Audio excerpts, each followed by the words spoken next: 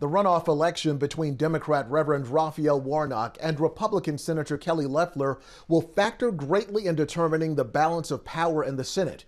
It's why everything is on the line right now, including a sermon Reverend Warnock preached 9 years ago. This is the part of the 2011 sermon creating ire on the right. America, nobody can serve God and the military. You can't serve God and money. You cannot serve God and mammon at the same time. America, choose ye this day whom you will serve.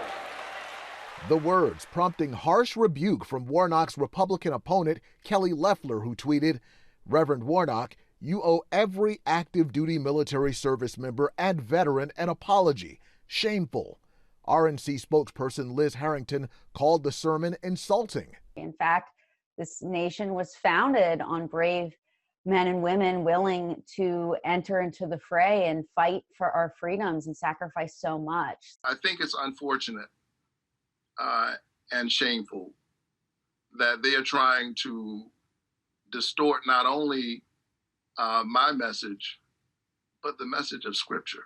Warnock defended his words during this virtual press conference. What I was expressing was the fact that as a person of faith, my ultimate allegiance is to God. And therefore, whatever else that I may commit myself to, it has to be built on a spiritual foundation. It is a spiritual lesson that is basic and foundational for people of faith.